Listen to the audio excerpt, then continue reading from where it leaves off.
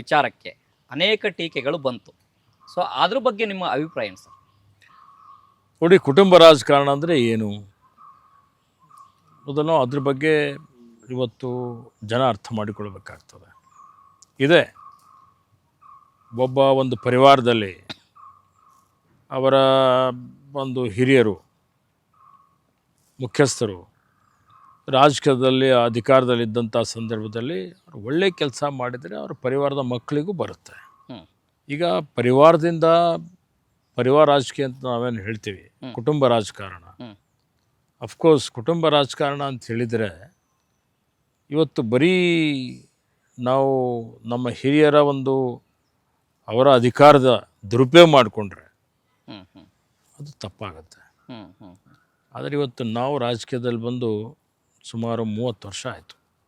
ಈಗ 30-35 ವರ್ಷ ನಾವು ರಾಜಕೀಯದಲ್ಲಿ ಯಶಸ್ವಿಯಾಗಿದ್ದೀವಿ ಅಂತ ಹೇಳಿದರೆ ಈ ಪ್ರಜಾಪ್ರಭುತ್ವದಲ್ಲಿ ಪ್ರಜೆಗಳೇ ಪ್ರಭುಗಳು. ಇದು ರಾಜಪ್ರಭುತ್ವ ಅಲ್ಲ. ರಾಜಪ್ರಭುತ್ವ ಇದ್ದಾಗ ಅದು ಕುಟುಂಬ ರಾಜಕಾರಣ, ರಾಜನ ಮಗ ರಾಜ ಅದ ಅನ್ನೋ ರೀತಿಯಲ್ಲಿ. ಆದರೆ ಈಗ ಯೋಗ್ಯತೆ ಇದ್ದರೆ ಮಾತ್ರ, ಜನರ ಪ್ರೀತಿ ಇದ್ದರೆ ಮಾತ್ರ, ಜನರ ಇವತ್ತು ಸಹಕಾರ ಇದ್ದರೆ ಮಾತ್ರ, ಬೆಂಬಲ ಇದ್ದರೆ ಮಾತ್ರ, ಜನರ ಆಶೀರ್ವಾದ ಇದ್ದರೆ ಮಾತ್ರ ನೀವು ಜನಪ್ರತಿನಿಧಿಯಾಗಿ ಆಯ್ಕೆ ಆಗಲಿಕ್ಕೆ ಸಾಧ್ಯ ಆಗ್ತದೆ. ಮತ್ತು ಅವಾಗ ಒಂದು ಕಡೆ ನಾವು ಪ್ರಜಾಪ್ರಭುತ್ವ ಅಂತ ಹೇಳ್ತೀವಿ, ಲೋಕತಂತ್ರ ಅಂತ ಹೇಳ್ತೀವಿ, ಮತ್ತೊಂದು ಕಡೆ ನಾವು ಕುಟುಂಬ ರಾಜಕಾರಣ ಅಂದರೆ ಏನು ಅರ್ಥ ಇದೆ ಅದರಲ್ಲಿ?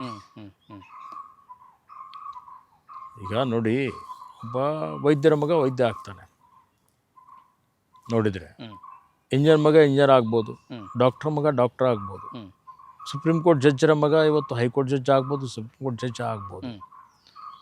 ಸೊ ಹಾಗೆ ರಾಜಕಾರಣಿಗಳ ಮಗ ರಾಜಕಾರಣಿ ಆಗಿದ್ದರೆ ಏನು ತಪ್ಪಿದೆ? ಎಲ್ಲಿವರೆಗೆ ಅವನ ಉದ್ದೇಶ ಚೆನ್ನಾಗಿರುತ್ತೆ, ಅವನ ನಡೆ, ಅವನ ನುಡಿ, ಆಚಾರ ವಿಚಾರ, ಅವನ ಸೇವಾ ಮನೋಭಾವದಿಂದ ಎಲ್ಲಿವರೆಗೆ ಮಾಡಬೇಕು ಅಂತಾನೆ ಅದು ಇವತ್ತು ಸಮಾಜಕ್ಕಾಗಿ ಒಳ್ಳೆಯದೇ ಆಗುತ್ತೆ.